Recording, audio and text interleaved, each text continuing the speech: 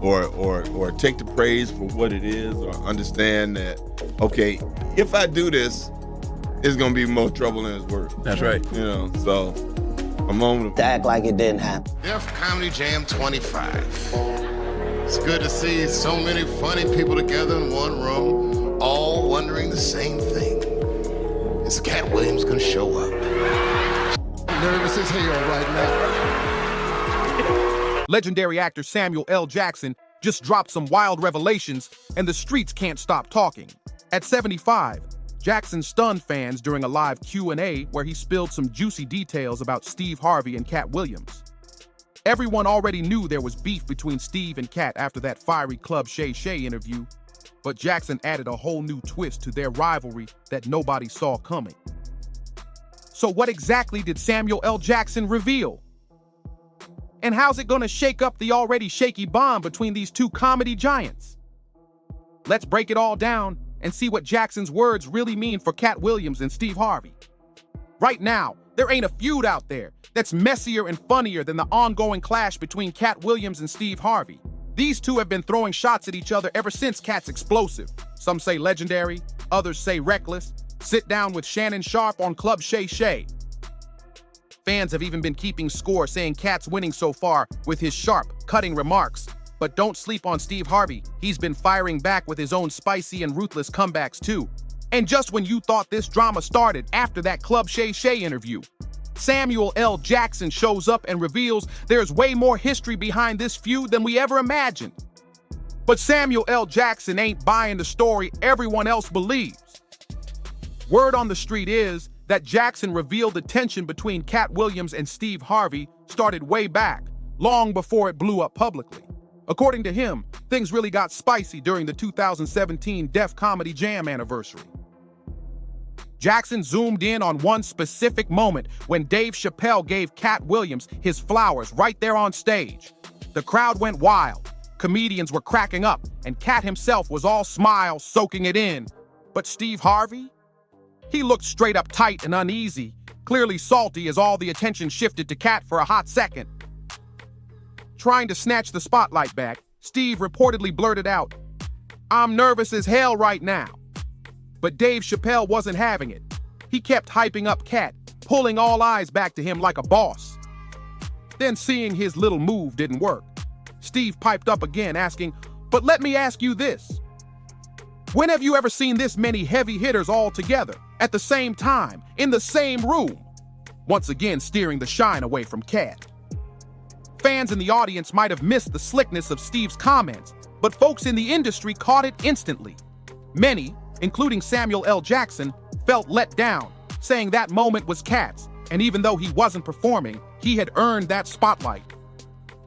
People in the industry believe Katt Williams had more than earned his respect after years of grinding in comedy, and he deserved to shine on one of the biggest stages in the game. So when Steve Harvey swooped in and tried to snatch that attention away, folks called it a dirty move. Many even said Steve could have just waited a beat, then maybe thrown in a line or two about Katt's legacy before shifting the focus. But nah, not Steve Harvey.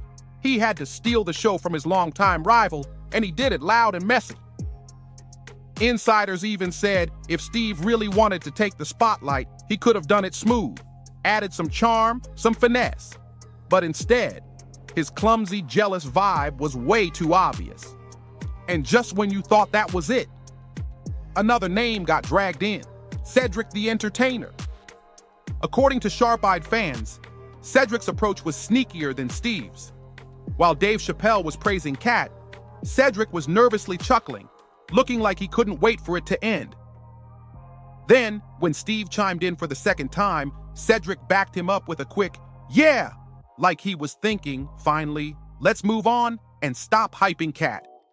Even though Cedric's shade was way more low-key, insiders still clocked it and were disappointed. They felt both Steve and Cedric should have let Katt have his moment without trying to undercut him. People felt Steve and Cedric could have at least kept pretending to be happy for their fellow comedian, especially since Katt wasn't even on stage that night. Keep in mind, this was back in 2017, a full 7 years before Katt Williams finally called both of them out by name during that explosive Club Shay Shay interview. Naturally, fans started asking, why would Steve Harvey and Cedric the Entertainer act so shady toward Katt that night? Well, according to the streets, the answer came straight from Samuel L. Jackson himself. The veteran actor reportedly revealed that both Steve and Cedric were actually scared of Katt, terrified even, but not because he'd hurt them physically. Nah, they were scared because Katt had the kind of star power that could snatch the spotlight right out from under them without even trying. If you watch that video closely, you'll catch Steve's very first attempt to cut Katt down where he blurts out, "I'm terrified!" And he wasn't joking as much as folks thought. Sources say Jackson explained that Steve's awkward comments and Cedric's nervous energy all came from one place: fear of being overshadowed. Allegedly, Jackson even broke it down and said the real reason they feared Katt was simple: he's just funnier than both of them. And Katt himself didn't shy away from that claim. Stop, stand, law. In his fiery sit-down with Shannon Sharpe, he even brought up an old comedy battle where he completely annihilated Steve Harvey early in their careers. It all went down at the 2008 Championship of Comedy, where both Katt Williams and Steve Harvey were on the lineup. To be real, the event wasn't even promoted as a head-to-head battle. But Katt had clearly had enough of Steve's antics and decided to make it one. He baited Steve right into a showdown, and the crowd ate it up. Katt started throwing sharp personal jokes at Steve, even claiming the talk show king was actually bald and rocking a man's wig at the time. Back then, hardly anyone knew Steve was bald because he always sported that crisp high-top fade on TV. In fact, Steve's hair was the stuff of legend. Young dudes all over admired his sharp lineup, especially those whose hairlines were fading fast. People used to call his fade flawless, and he was even ranked among the best-looking black men in Hollywood. That hair definitely gave him swagger too. Heads would turn every time he strolled through. So when Katt came for his so-called prized possession, whoo! It hit hard. Katt kept roasting him about his bald head and that wig, and folks say it might have cracked Steve's confidence a bit. We don't know for sure how Steve really felt about getting clowned that night, but what we do know is this: not long after, Steve ditched the wig, embraced the bald, and now proudly rocks a clean-shaven dome that pairs perfectly with his sharp mustache. Katt called it years before the world caught on.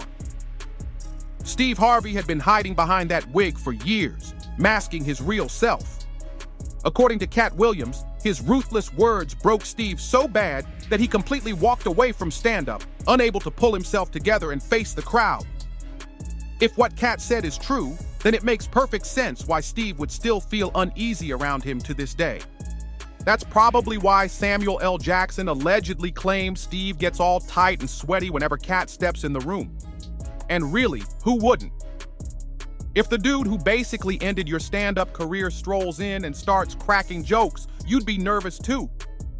That's likely why Steve blurted out, "I'm nervous," when Dave Chappelle threw some shine on Katt during the 2017 Def Comedy Jam 25. Now, as for Cedric the Entertainer, his nervous energy that night was a little trickier to spot, but there was a reason behind it too. A reason buried deep in comedy beefs that most fans had no clue about until Katt himself spilled the tea during that unforgettable Club Shay Shay interview. Katt broke it down and said Cedric actually stole one of his best jokes, despite Katt warning him not to. That joke wasn't just any line. It was Katt's top material from his 1998 set on BET's Comic View.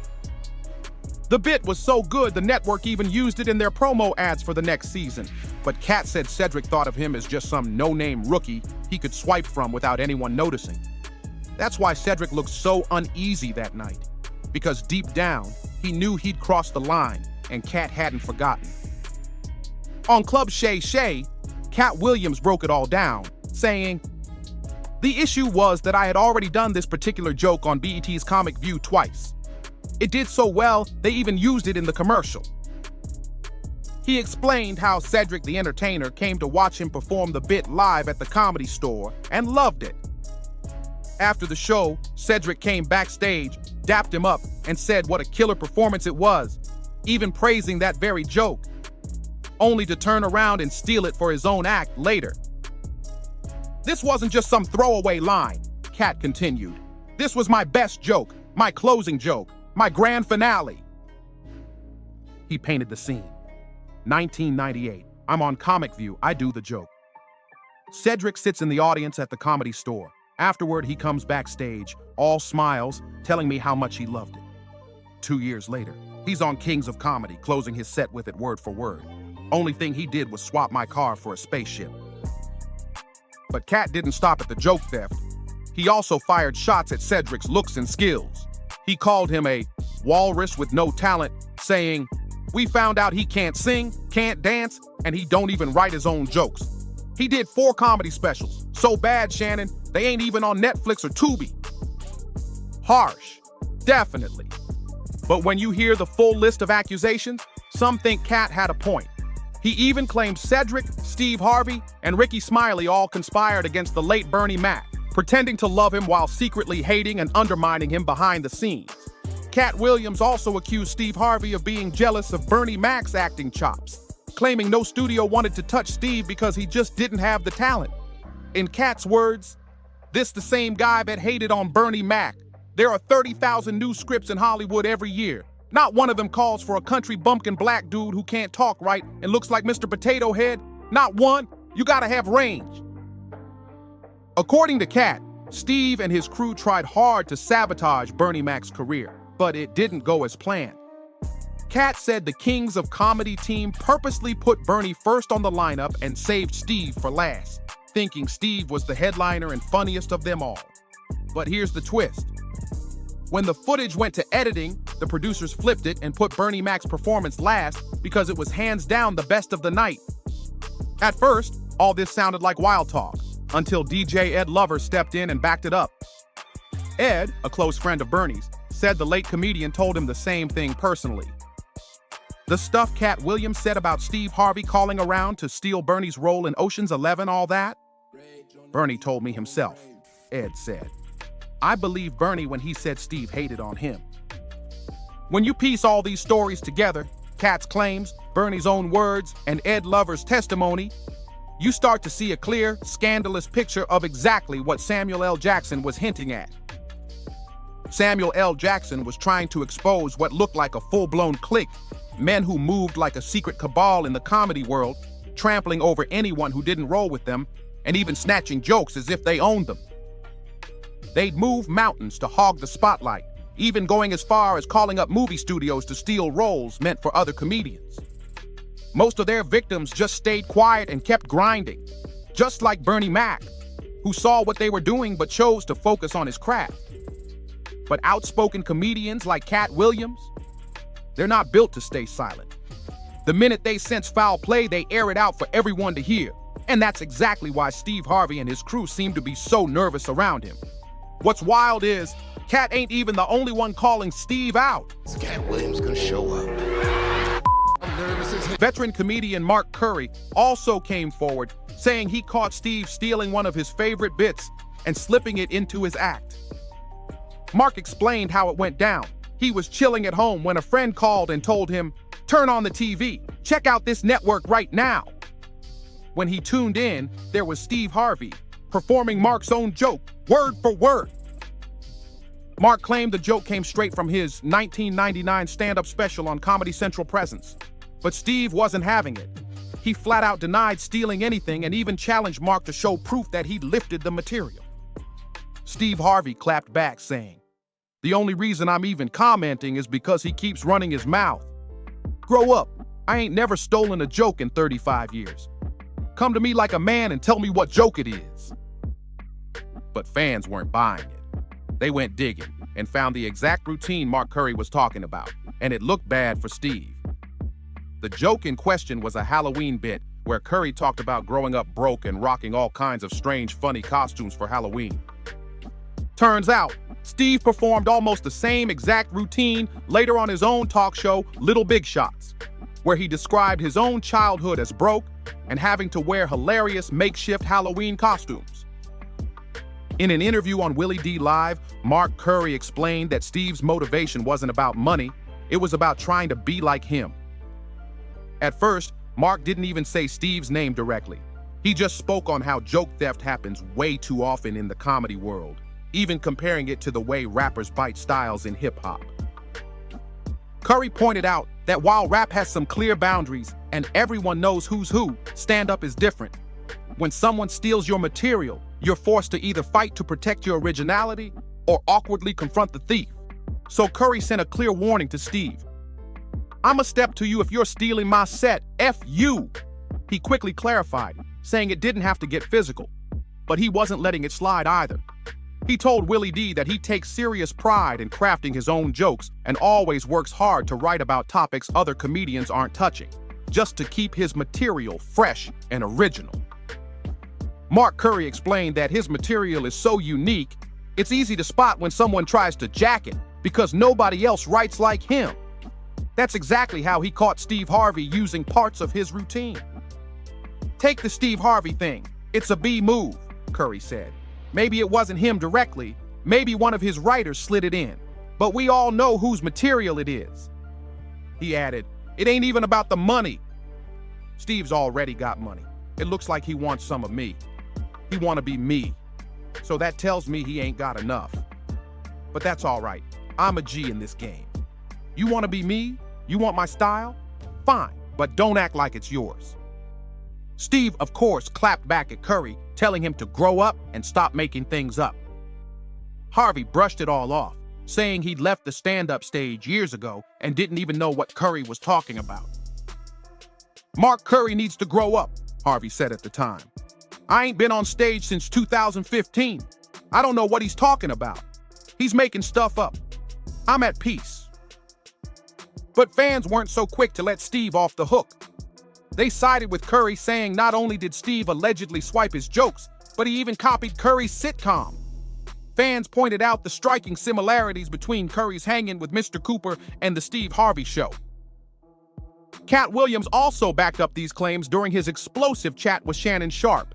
He said Steve modeled his series after Hanging with Mr. Cooper, which ran from 1992 to 1997. Both shows even center on a man leaving his dream career to become a teacher, complete with wild antics from students and staff. Katt Williams didn't hold back when talking about Steve Harvey, saying, "That's the same Steve who went and watched Mark Curry do his whole sitcom, then stole everything." Katt even accused Steve of copying Mark's signature haircut just to look like him. "You know that famous high-top fade we talked about earlier? Yeah." Then Steve shows up with a sitcom where he's the principal, wearing a suit, rocking that same fade, making every black man think he got the cleanest lineup in the game, and it was a man unit.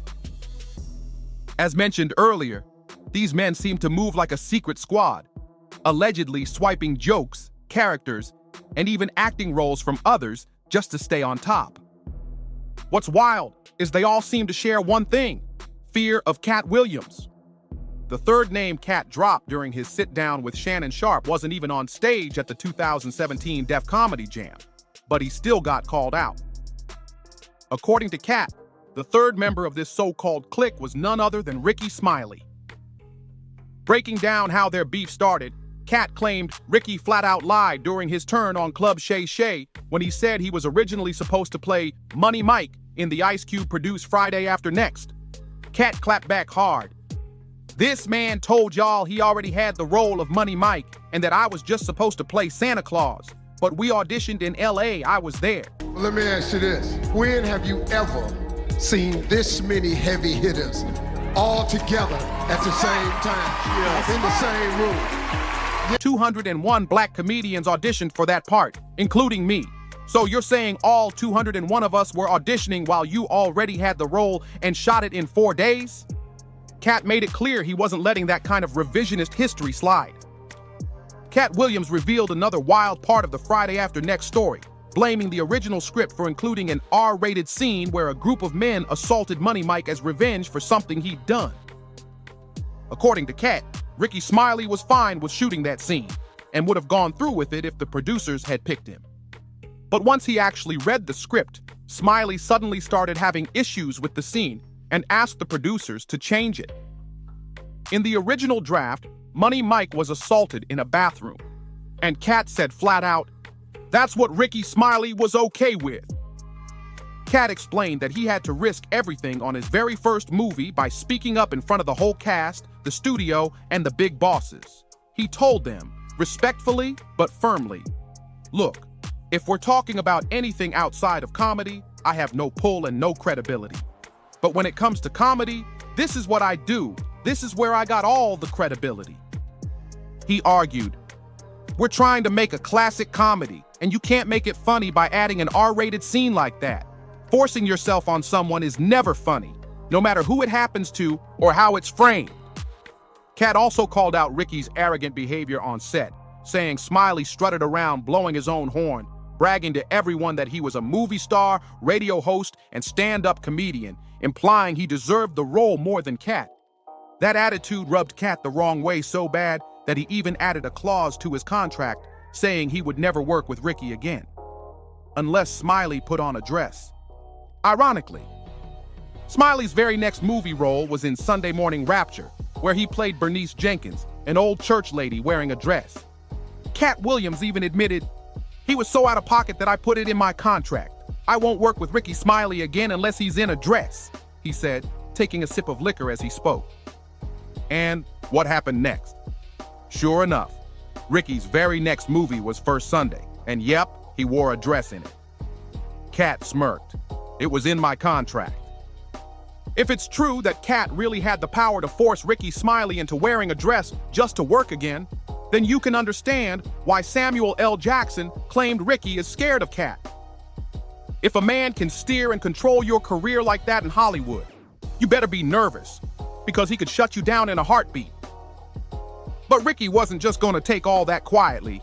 He's denied every one of Katt's claims, saying he's always had nothing but love for his fellow Friday After Next star. On the January 4th episode of the Ricky Smiley Morning Show, he explained that the film's director, David E. Talbert, personally asked him to play the role of Bernice Jenkins in First Sunday. He also gave Katt his flowers for the Money Mike role, saying things changed after he'd already auditioned and was supposedly cast. "I went into audition for Money Mike, not for Santa Claus," Ricky said. That's the honest-to-God truth.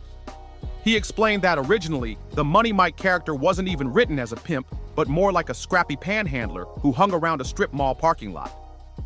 But he gave credit to Katt and the producers for flipping the concept and turning Money Mike into the hilarious pimp everyone remembers today.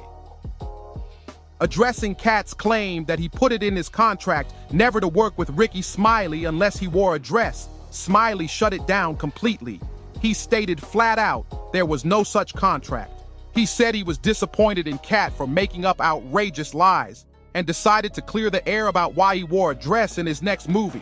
Smiley explained that wearing the dress was his own choice, and nobody forced him into it.